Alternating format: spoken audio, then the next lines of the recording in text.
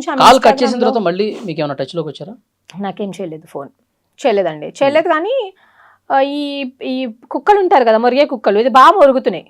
మంగ్లీ ఏమన్నా డబ్బులు ఇస్తే మాట్లాడుతున్నారని ఏమైనా డౌట్ ఉందా మీకు? మేబీ పైనుంచి వాళ్ళకి ప్రెషర్ ఉందేమో మరి మంగ్లీ గారి దగ్గర నుంచి.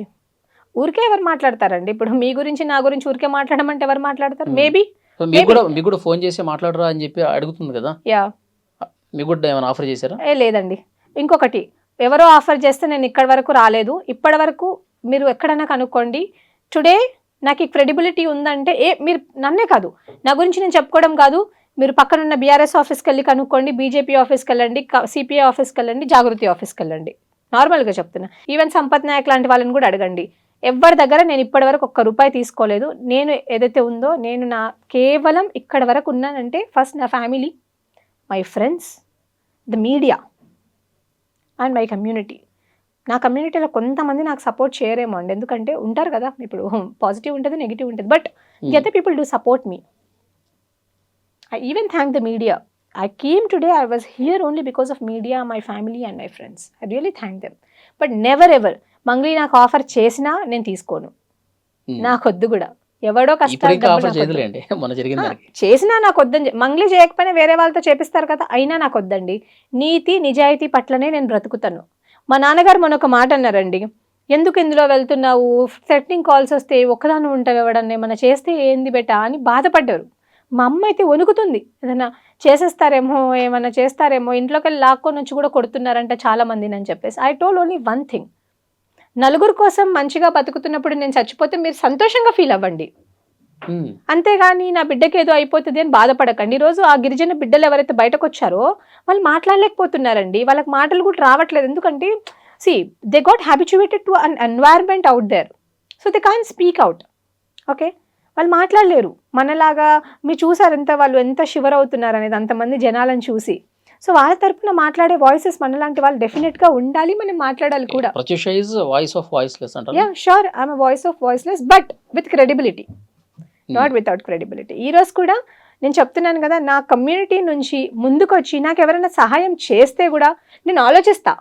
ఐ రియలీ థింక్, డబ్బులు ఫ్రీగా తీసుకోవద్దండి. నేను ఒకటే ఆలోచిస్తాను. ఇప్పుడు మంగ్లీ గారు మీకు ఆఫర్ చేస్తే తీసుకుంటారా అని మీరు అడిగారు, నేనేం చెప్తున్నా, నేను తీసుకోను. ఆమె డబ్బులు నాకు అక్కర్లేదు, నాకు ఎవరు కావాలి, నాకు ఈ బాధితులే ఇంపార్టెంట్. నేను వీళ్ళ గురించి ఆలోచిస్తాను, నాకు వీళ్ళే కావాలి. వీళ్ళు కష్టజీవులు. నా తండ్రి ఎట్లా అయితే కష్టపడి నన్ను ఇంత దూరం తీసుకొచ్చారో వాళ్ళు అట్లా కష్టపడుతున్నారు, వాళ్ళ బిడ్డల గురించి కష్టపడుతున్నారు. ఈరోజు ఒక అమ్మ మాట్లాడుతూ చెప్తుంది, నా బిడ్డకు పెళ్లి చేయాలి, నాకు డబ్బులు ఇవ్వండి, ఇప్పించండి అని అంటుంది. ఒక తండ్రి చెప్తున్నాడు, నా పిల్లల్ని స్కూల్లో వేయాలి, నేను చచ్చిపోవాలనుకుంటున్నా, నేను చచ్చిపోయిన డబ్బులు వస్తాయేమో వాళ్ళ స్కూల్లో వేయడానికి అని అంటున్నాడు. ఇలాంటి వాళ్ళ తరపున నిల్చుంటారు కానీ మూటలు మోసి డబ్బులు తీసుకొని పోయి నాకేం తెలియదు అని మాట్లాడే వాళ్ళకి ఎవడన్నా సపోర్ట్ చేస్తాడు? బాధితుల మాటలన్నీ విన్న తర్వాత, వాళ్ళు బాధతో చెప్తున్నటువంటి మాటలన్నీ విన్న తర్వాత నిజంగా మంగ్లీ ఇంత చేసిందా, ఇదంతా మంగ్లీకి తెలిసే కావాలని స్కామ్ అని తెలిసి కూడా వాళ్ళకి సపోర్ట్ చేసిందని భావిస్తున్నారా? Yeah, directly or indirectly she is only the responsible for this. ఎందుకంటే డే 1 ఆమె పేరు మీద డబ్బులు వసూలు చేస్తున్నారని తెలిసిన రోజే నువ్వు దీన్ని ఆపాల్సింది. నువ్వు ఎందుకు ఆపలేదు? నాకేమీ తెలీదు అంటున్నావు. నీ దగ్గరకు వచ్చే డబ్బులన్నీ నీ తమ్ముడు ఎక్కడి నుంచి తెస్తున్నాడని నువ్వు ఎందుకు అడగలేదు? అడగాలి కదండి. ఇప్పుడు నేను ఒక 50,000 తీసుకెళ్ళి మా నాన్నకి ఇస్తే ఎక్కడి నుంచి వస్తున్నాయి అమ్మా అని అడుగుతారు కదా. మరి నువ్వెందుకు అడగలేకపోయినావు? అసలు ఈ రోజు ఇంకోటి చెప్తాను, ఇంకొకటే ఒక విషయం చెప్తాను చూడండి.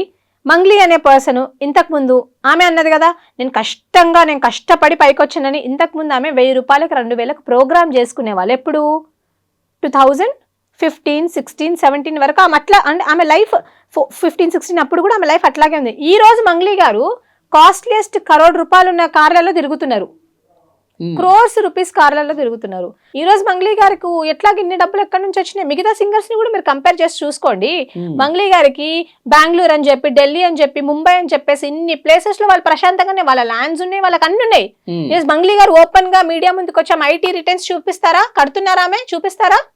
ముందు పెడతారా? ఆమె ఎక్కడి నుంచి వచ్చాయి? మంగ్లీ గారికి 2-3 కార్లు ఎక్కడి నుంచి వచ్చాయి? అంటే సినిమా ఇండస్ట్రీలో పాటలు పాడి, సాంగ్స్, ఆల్బమ్స్ పాడి ఇట్లా ఏం సంపాదించలేదు అంటారు. మిగతా వాళ్ళు ఎవ్వరు ఇంత సంపాదించేది మంగ్లీ గారు ఎలా సంపాదించారండి? స్టేజ్ షోస్ ఎక్కువ చేస్తూ ఉంటుంది. సద్గురు వరకు వెళ్ళిందంటే, సద్గురు నేను సద్గురు అనే ప్రోగ్రామ్ లో ఎవరు కూడా పాడే వాళ్ళకి డబ్బులు కట్టరు, డబ్బులు ఇవ్వరు. ఫేమ్ వచ్చిందంటే మిగతా వాళ్ళు కూడా ఫేమ్ వస్తుంది, voluntarily people go there and people will do that. Voluntarily చేస్తారు సద్గురు లాంటి ప్రోగ్రామ్ లో, కానీ అక్కడ ఎవరికి ఏం పేమెంట్ ఇవ్వరండి.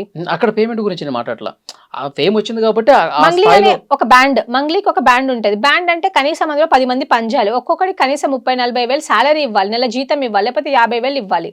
ఎక్కడి నుంచి అవన్నీ ఇవ్వగా నీకు మిగిలిన డబ్బులు ఎంతమ్మా? నీకు ఎంత మిగులుతాయి? ప్రతి సంవత్సరం అయితే నువ్వు 30-40 పాటలు పాడతావా? నెలకు ఎన్ని పాటలు పాడుతున్నావు నువ్వు? ఎన్ని పాటలు హిట్ అవుతున్నాయి? ఎన్ని పాటలకు ఎంత రెమ్యూనరేషన్ ఇస్తున్నారు? ఒక పాటకి ఏమన్నా 30 లక్షలు రెమ్యూనరేషన్ ఇస్తారా? 20 లక్షలు రెమ్యూనరేషన్ ఇస్తారా? మీరే చెప్పండి, మీరే ఆలోచించండి. ఈరోజు ఇప్పుడు ఇంత లగ్జరీగా బతుకుతుందంటే దాని వెనకాల స్కామ్ సొమ్ము ఓన్లీ కష్టమే ఉందని ఎందుకు? నేను ఒకటే అడుగుతున్నానండి, నేను ఒకటే ప్రశ్న వేస్తున్నాను. మీరు మీ ఐటీ రిటర్న్స్ బయట పెడతారా? ఈరోజు వెళ్ళి ఆమె, ఇప్పుడు మేము అడుగుతున్నాం కదా, మంగ్లీ గారు నేను తప్పు చేయలేదు, నాకు దీనికి సంబంధం లేదు అని అంటున్నారు.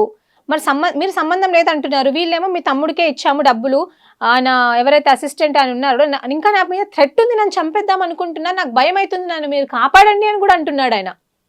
రేపు పొద్దున ఆయనకి ఏమన్నా అవుతే వీళ్ళే బాధ్యులు, అంతే కదా? ఇప్పుడు ఆయన అంటున్నాడు, మరి నువ్వు బయట పెట్టడానికి నీకు ప్రాబ్లం ఏంటి? ఎందుకు పెట్టలేకపోతున్నారు మీరు? వాళ్ళ తమ్ముడిని ఎందుకు తీసుకొని రాలేకపోతున్నారు? దిస్ ఇస్ మై క్వశ్చన్ అండి. ఈ రోజు లగ్జూరియస్ లైఫ్ చాలా మంది సింగర్స్ ఉన్నారండి, మీరు చూసినట్టయితే, but they are different. Those singers are different. Have you seen it? మీరు చెప్పండి, మీరు మంగ్లీ గారిని చూడలేదా? ఓకే, ఫైనల్ గా ఏం చెప్తారు? ఎలా ఉండబోతుంది పోరాటం ఒక లైన్ లో? నేను ఒకటే చెప్తానండి, వీళ్ళు డబ్బులు ఎక్కడ దాచారో ఆ డబ్బులు తెచ్చి వాళ్ళకి ఇవ్వకపోతే మాత్రం కాన్సిక్వెన్సెస్ చాలా సివియర్ గా ఉంటది. ఎందుకంటే వాళ్ళు కూడా మా గిరిజన బిడ్డలే, ఇటు చూస్తే మంగ్లీ, ఇటు చూస్తే వాళ్ళు బాధితులు. కాకపోతే బాధితులు మనకు చాలా ఇంపార్టెంట్ అండి. మంగ్లీ గారు నేను బాధితుల పక్షాన్ని నిలబడతాను అని చెప్పారు, మరి బాధితుల పక్షాన్ని ఇప్పటి వరకు ఒక అడ్వకేట్ ఎందుకు పెట్టలేదు మీరు? అసలు ఎంతమంది బాధితులు ఉన్నారో నీకు తెలుసా? ఈ రోజు మేము బాధితులను తీసుకొని వచ్చామంటే ఆ ఒక్క బాధితుల్ని కూడా ఎందుకు తీసుకొని రావట్లేదు? మీరు ఇక్కడ చాలా తక్కువ చూసారు. నేను మీడియాకి ఇంకొకటి చూపిస్తాను. వీళ్ళందరూ కూడా బాధితులండి, నేను మార్నింగ్ కలిసాను. వీళ్ళందరూ కూడా బాధితులు, వీళ్ళందరూ కూడా కర్నూలు, గద్వాల్ అటు సైడ్ ఉండే బాధితులు. వీళ్ళంతా ఆల్మోస్ట్ ఒక 10-15 మెంబర్స్ వచ్చారు. నేను వాళ్ళని కూడా అడగడం జరిగింది, మీ డబ్బులు ఎలా అన్నా అంటే, మేము మంగ్లీని నమ్మి డబ్బులు ఇచ్చామని అన్నారు. మంగ్లీని ఎలా నమ్ముతారు మీరు అంటే, రమావత్ మధు మాతో చెప్పింది ఏంటంటే, నేను మంగ్లీ వాళ్ళ చెల్లెల్ని ఇలా ఎంగేజ్మెంట్ చేసుకోబోతున్నాను, ఇదిగోండి నాకు ఆమెకు ప్రూఫ్స్, వాళ్ళ తమ్ముడు నాకు తెలుసు, వాళ్ళ తమ్ముడితో మిమ్మల్ని మాట్లాడిస్తాను, ఇవన్నీ చెప్పినందుకు మేము డబ్బులు ఇచ్చామని అంటున్నారు వాళ్ళు. ఓకే, సో చూద్దాం నెక్స్ట్ ఎట్లా ఉండబోతుంది ఏంటనేది. పోలీసులు కూడా ఇన్వెస్టిగేట్ చేస్తూ ఉన్నారు. మీ దగ్గర నేను అదే గవర్నమెంట్ ని కూడా నేను రిక్వెస్ట్ చేస్తున్నాను. ఓకే, ఈవెన్ రేవంత్ రెడ్డి సర్కార్ ని కూడా రిక్వెస్ట్ చేస్తున్నా. ఏంటంటే బికాస్ ఆఫ్ దిస్ ఇష్యూ చాలా ఇష్యూస్ డైల్యూట్ అయిపోతున్నాయి అండి. మంగ్లీ అనే ఒక ఇష్యూ వల్ల మీడియా అటెన్షన్ మొత్తం, అంటే the way people is thinking అది డైల్యూట్ అయిపోతుంది. ఈరోజు ఆర్టీసీ కార్మికుల సమ్మె జరుగుతుందండి, అది కూడా డైల్యూట్ అయిపోయింది. మొన్న ఆర్టిజాన్లు అవి జరిగింది, అది డైల్యూట్ అంటే జనాల లోపలికి వెళ్ళట్లేదు. ఇప్పుడు మంగ్లీ ఇష్యూ మాత్రమే కాదండి, మీరు చూసినట్టయితే కార్న్ ప్రొక్యూర్మెంట్, ఇప్పుడు మన మొక్కజొన్న ప్రొక్యూర్మెంట్ అది కూడా ఆగిపోయిందండి యార్డ్లలో. ఏమంటారు, ఇప్పుడు బియ్యం కూడా వరి కోతకు వచ్చేసింది కదా, అవన్నీ తీసుకొచ్చి వడ్లు తీసుకొచ్చి మొత్తం ఆరబెట్టారు, అవి కూడా మొలకలు వచ్చేస్తున్నాయి. అదొక ప్రాబ్లం ఉంది. ఇన్ని ప్రాబ్లమ్స్ జరుగుతున్నాయి. మొన్న రీసెంట్ గా అగ్నిమాపక దాంట్లో కూడా చాలా మంది చనిపోయారు. వాళ్ళకు కూడా ఒక్కొక్కరికి 1 కోటి రూపాయలు నష్టపరిహారం ఇస్తామన్నారు, అది కూడా ఇప్పటి వరకు ప్రభుత్వం ప్రకటించలేదు. సో ఇన్ని ప్రాబ్లమ్స్ ని అన్ని కూడా, ఇప్పుడు మా నిరుద్యోగులు ఉన్నారు, నిరుద్యోగుల సమస్య కూడా ఉంది. ఇన్ని ప్రాబ్లమ్స్ అన్ని కూడా ఈ మంగ్లీ అనే ఇష్యూ వల్ల డైల్యూట్ అయిపోతుందండి. సో నేను గవర్నమెంట్ ని కూడా ఏం రిక్వెస్ట్ చేస్తున్నా అంటే, గవర్నమెంట్ ఇందులో జోక్యం చేసుకోవాలా, చేసుకొని ఈ ఇష్యూని as soon as possible resolve చేయడం వల్ల జనాలకు ఏమైతే వాళ్ళకు న్యాయం జరుగుతుంది, మన పబ్లిక్ ఇష్యూస్ కూడా అట్లీస్ట్ జనాలకు తెలుస్తుంది కదా. People are not getting aware, వాళ్ళు దీనికే పరిమితం అయిపోతూ ఉన్నారనమాట. సో గవర్నమెంట్ మీ కూడా నేను రిక్వెస్ట్ చేస్తున్నాను. ఈరోజు కాంగ్రెస్ గవర్నమెంట్ ఫామ్ అయింది తెలంగాణ స్టేట్లో అంటే, మెజారిటీ ఓట్ బ్యాంక్ మొత్తం ఎస్టీ ఓట్ బ్యాంక్, మా గిరిజన బంజారా లంబాడి బిడ్డల ఓట్ బ్యాంక్స్. మేము వేస్తుంది కాంగ్రెస్ పార్టీ నిజంగా వచ్చిందండి, ఈరోజు మీ అందరికి కూడా తెలుసు.